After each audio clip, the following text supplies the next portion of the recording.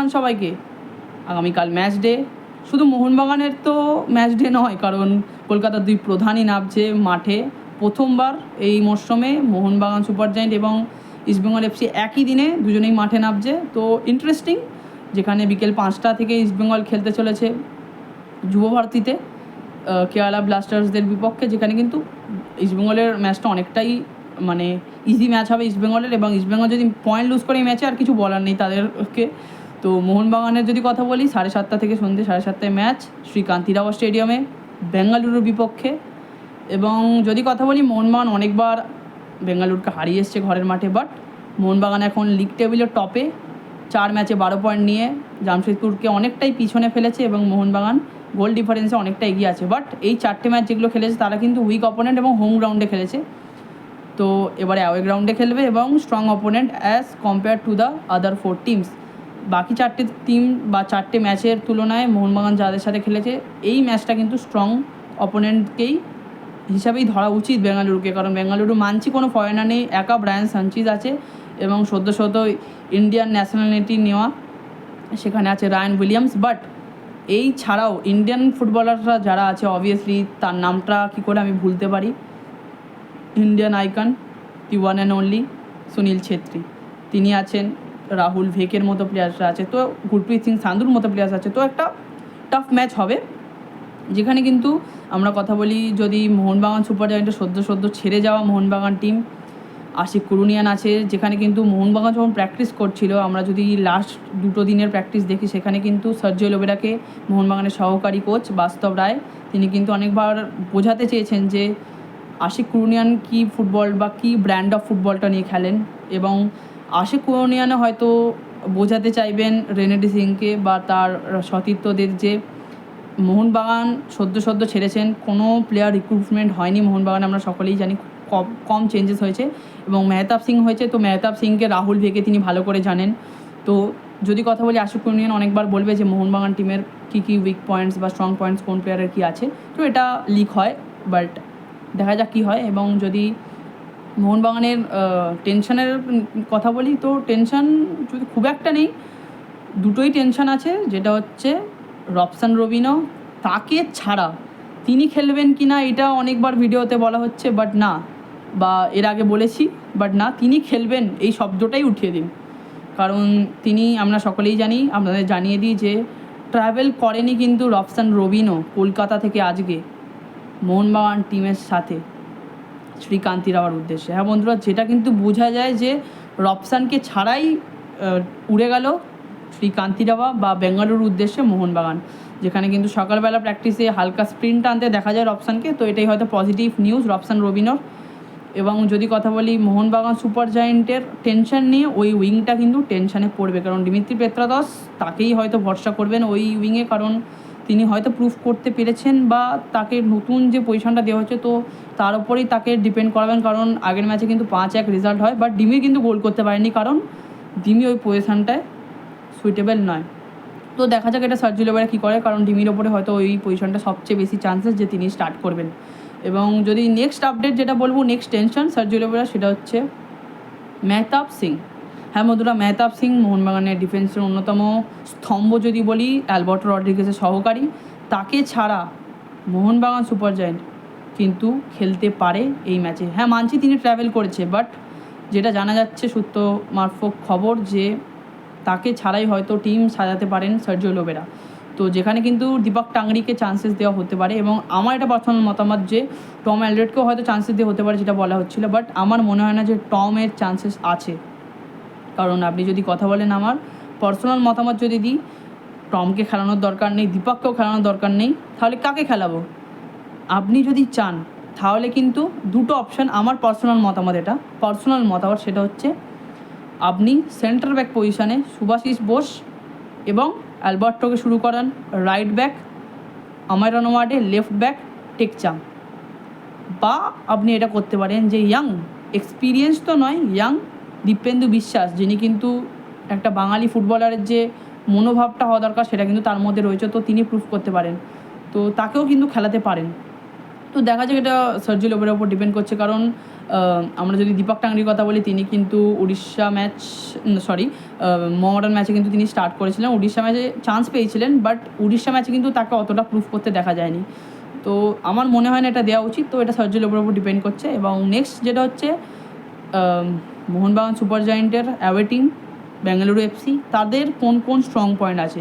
তো তাদের যে গত ম্যাচ তারা জয়লাভ করে, যেখানে আশিক কুরুনিয়ান কিন্তু প্রেস কনফারেন্স থেকে বেরোনোর সময় বলে যান যে নেক্সট ম্যাচ অবভিয়াসলি তার প্রাক্তন টিমের বিরুদ্ধে খেলা, বাট তিনি কিন্তু as a person, as a human being, আমরা যদি এখন কথা বলি, সেখানে কিন্তু সাহাল আব্দুল সামাদের সাথে টাইম স্পেন্ড করতে দেখা গেল কিছুক্ষণ ধরে আশিক কুরুনিয়ানকে। তো তিনি অ্যাজ এ হিউম্যান বিং, তার সাহাল কিন্তু অন্যতম প্রিয় বা ফেভারিট বন্ধু ছিলেন যখন মোহনবাগানে ছিলেন তিনি।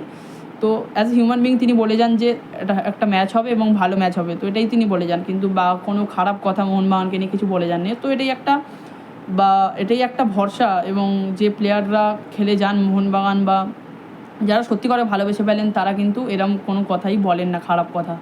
তো নেক্সট যেটা হচ্ছে যে তাদের বেঙ্গালুরু এফসির স্ট্রং পয়েন্ট কী? স্ট্রং পয়েন্ট হচ্ছে বেঙ্গালুরু এফসির তারা গত ম্যাচ অবভিয়াসলি ওই ম্যাচটা ড্র হলে আমি শক হতাম না। তো রেফারির ডিসিশন, থার্ড সি গ্রেডের রেফারি দিয়ে হয়তো করা হচ্ছে, এখন সি গ্রেডের রেফারি দিয়ে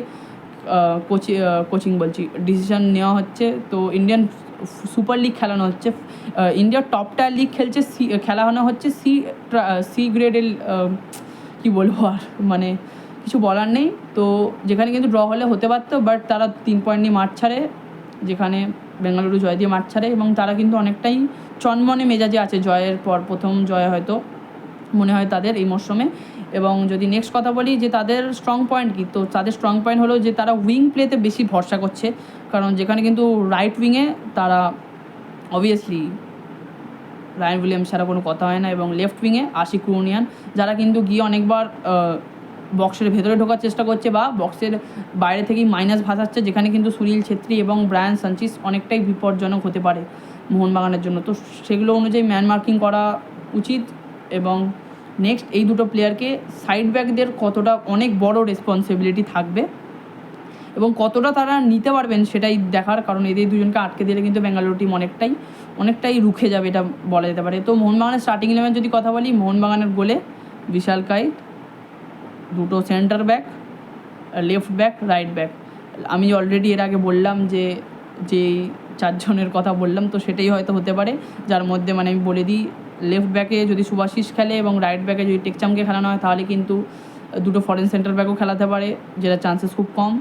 তার সাথে যদি যেটা চান্সেস সবচেয়ে বেশি সেটা বলি, সেটা হচ্ছে মেহতাব সিংয়ের পরিবর্তনে কিন্তু খেলাতে পারে দীপক টাংরি, এবং মেহতাব ফিট থাকলে তো অবভিয়াসলি মেহতাব ছাড়া কোনো কথা উঠবে না, মেহতাব ফিট থাকবে এটা আশা করা যেতে পারে অ্যাজ আ পার্সন।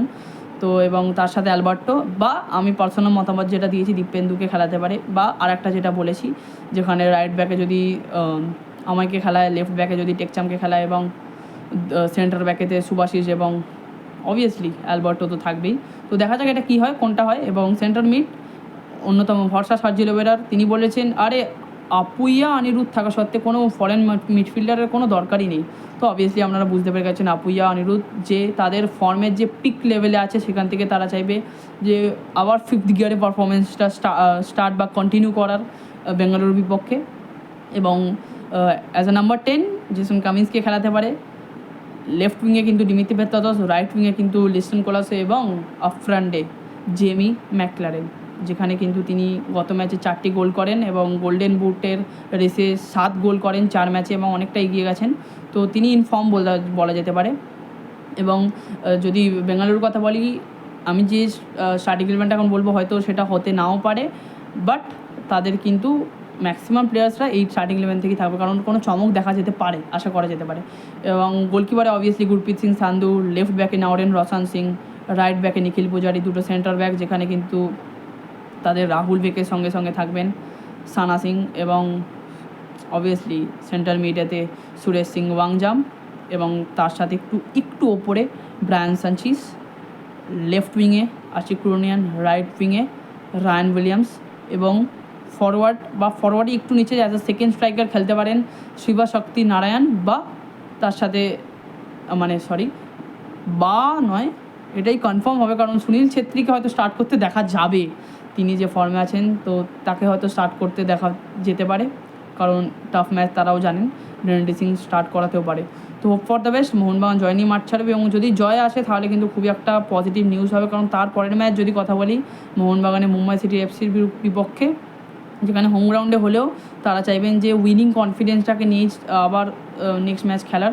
তো ফর দ্য বেস্ট, আগামীকাল মোহনবাগান জয় নিয়ে মাঠ ছাড়বে এবং মেহতাব সিংয়ের যে আপডেটটা আছে তিনি পজিটিভ থাকবেন এবং তিনি যাতে খেলতে পারেন, এটাই মোহনবাগান ফ্যান্সরা অপেক্ষায় করবে। এবং দিমি ফ্যান্স যারা দিমিত্রি পেত্রাতসের পায়ে থেকে গোল দেখতে চাইছেন, তো অনেকে বলেছেন, তো দেখুন এটা দিমিত্রি পেত্রাতসের তো গোল করবে যে প্রত্যেক ম্যাচে তা তো না, তিনি কিন্তু গেম অনেক ইনভলভমেন্টে যুক্ত রয়েছেন, তিনি স্টার্টিং 11-এ থাকছেন।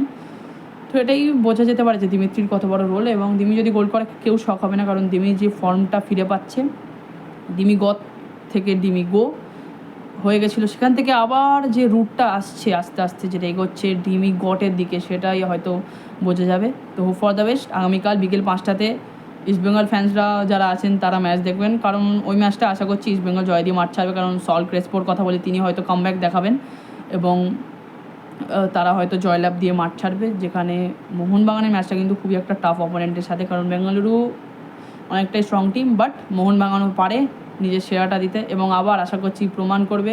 বেঙ্গালুরু ঘরে মাঠে গিয়ে তো অনেকবার হারিয়ে এসছে, এবারও সেই ফলটা শেষ হাসি আমরাই হাসবো এবং শ্রীকান্তির আবার ছাড়বো 3 পয়েন্ট নিয়ে। তো হোপ ফর দ্য বেস্ট, জয় মোহনবাগান সবাইকে।